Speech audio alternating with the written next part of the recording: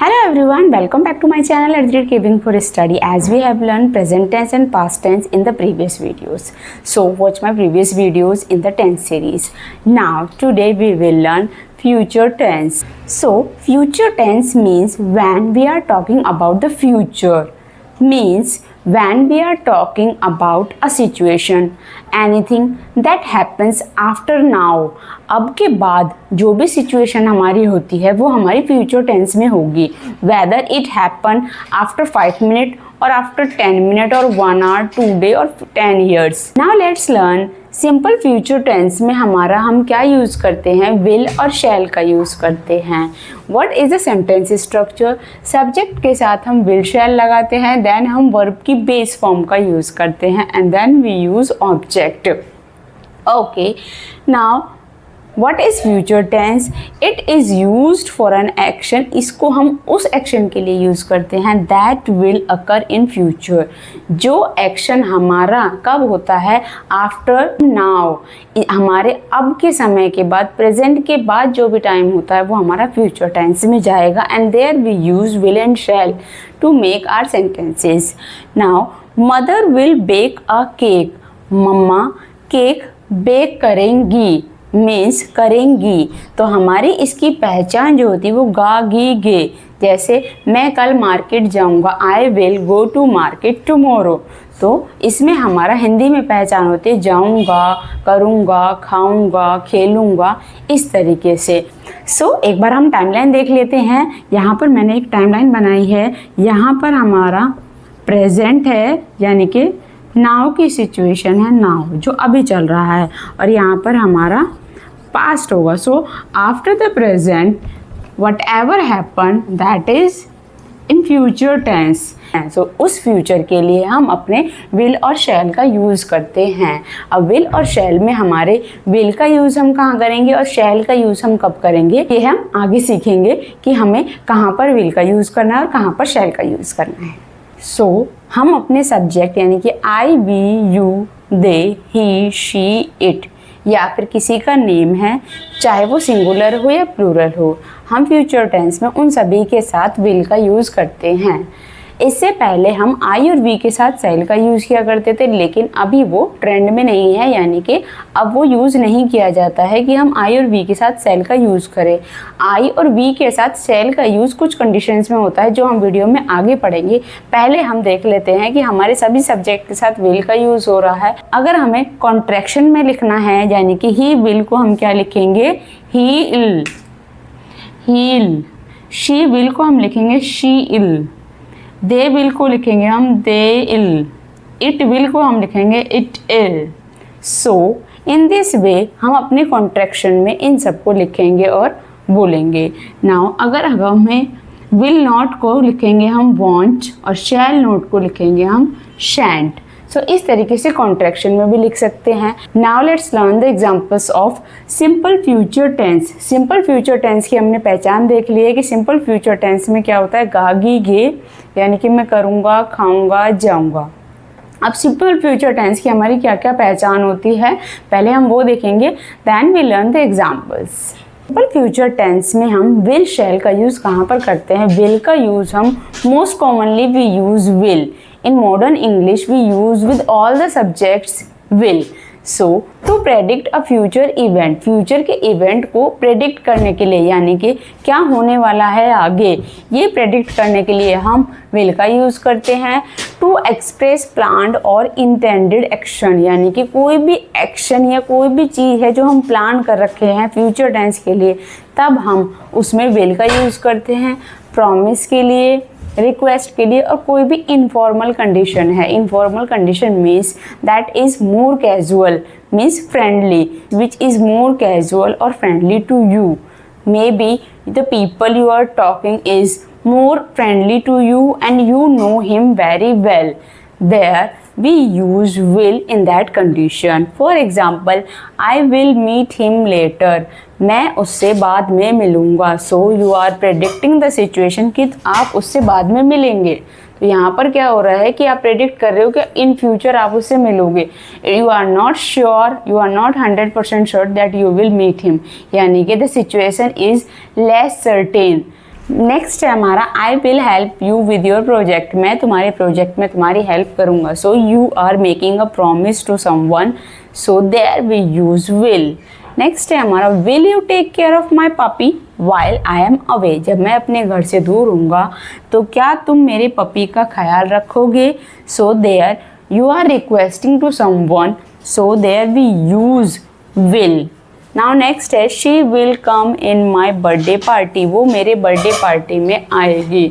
So this is a informal condition, means you are more casual to the person to whom you are invited.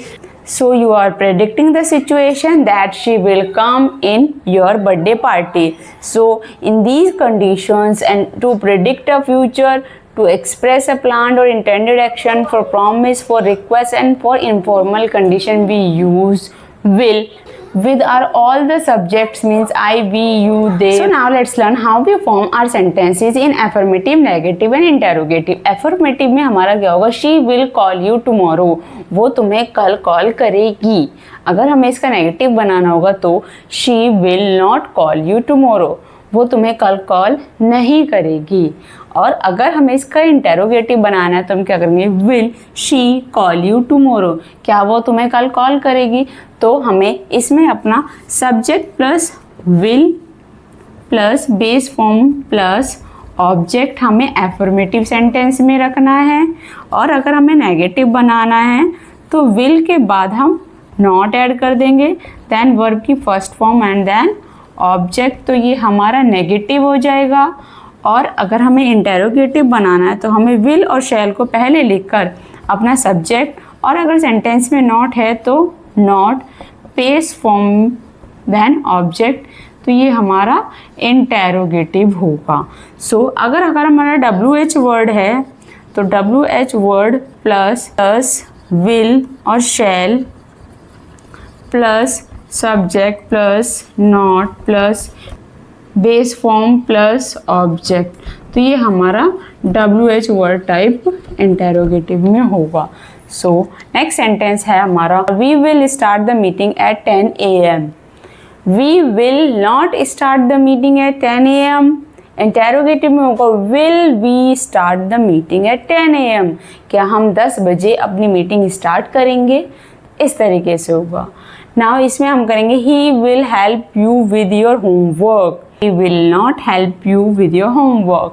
और interrogative में will he help you with your homework. सो इस तरीके से हम अपने affirmative, negative और interrogative sentences को form करेंगे फ्यूचर टेंस में. और अगर हमें इन्हीं तीनों सेंटेंस को WH वर्ड टाइप इंटेरोगेटिव में करना है तो फर्स्ट सेंटेंस में हमारा लिखा है she will call you tomorrow, तो इसका क्वेश्चन क्या बनेगा, when will she call you, वो तुम्हें कब कॉल करेगी. इस तरीके से इसका हम बनाएंगे we will start the meeting at 10 AM, means इसमें भी क्वेश्चन पूछा जा रहा है व्हेन का, when will we start the meeting. Next हम कैसे करेंगे, he will help you with your homework, तो हम ये पूछ सकते हैं कि वो कैसे तुम्हारे होमवर्क में हेल्प करेगा, how will he help you with your homework, या when will he help you with your homework, कब करेगा या कैसे करेगा, इस तरीके से फॉर्म कर सकते हैं WH वर्ड टाइप में. So we have learn where we use will. Most commonly we use will for informal condition, promise, request and prediction के लिए, यानी कि क्या होने वाला है या हम क्या करेंगे आगे, उसके लिए हम विल का यूज़ करते हैं. सो शैल का यूज़ हम आई और वी के साथ करते हैं. हम कब करेंगे, फॉर्मल सिचुएशन में, यानी कि जहाँ पर रूल्स और रेगुलेशन और लीगल बात हो रही है वहाँ पर हम शैल का यूज़ करेंगे. फॉर्मल थिंग्स में ऑफर और सजेशंस के लिए, and to create a kind of a polite question, जब आपको किसी से पोलाइटली क्वेश्चन पूछना है तो भी हम शैल का यूज़ करेंगे. For example, shall I open the window, means आप इसमें किसी से पोलाइट क्वेश्चन कर रहे हो, ऑफर कर रहे हो कि क्या आप उस विंडो को खोल दो, तो आपने क्वेश्चन पूछा और वो भी पोलाइटनेस के साथ. So there we use shall. Next है हमारा the tenant shall pay the rent on the first of each month. Tenant यानी कि किराएदार को अपना किराया, अपना रेंट हर एक मंथ के फर्स्ट डेट को पे करना है, तो ये एक लीगल वर्क हो गया. So there we use shall. No one shall enter without permission, कोई भी बिना परमिशन के एंटर नहीं करेगा, तो ये भी एक लीगल बात होगी, लीगल स्टेटमेंट है। So there we use shall in this sentence. या फिर हम कह सकते हैं shall I help you with your luggage, तो आप क्या कर रहे हैं इस सेंटेंस में, ऑफर कर रहे हैं, क्या मैं आपके लगेज को उठाने में आपकी हेल्प कर दूं, और आप पोलाइट क्वेश्चन भी पूछ रहे हैं। So in these all these situation we use shall with I and we, इसमें आप आई और वी के साथ जनरली शैल का यूज़ करेंगे। और किस वे में कर सकते हैं, जब हमारा कोई लीगल बात कर रहे हो, आप राइटिंग में हो चाहे वो ओरली हो, तो आप शैल का यूज़ करेंगे। जब किसी को आप ऑफर करेंगे, shall I open the window, shall I help you with your luggage, in this way we use shall. और to create a kind of a polite question, किसी से भी पोलाइटली क्वेश्चन पूछने के लिए भी आप शैल का यूज़ करेंगे। So in this video we have learn that where we use will and where we use shall, but generally in our English grammar we use most commonly will with all the subjects. But when we are talking about the formal condition, about the offers, about the polite questions, there we use with our subject, means I और we के साथ generally हम shall का use करेंगे। So we have learned all about the simple future tense. Now in the next video we will learn future continuous tense, so stay tuned with me with the tense series, and please subscribe my channel so that my upcoming video notification will come to you. So thank you, bye bye guys.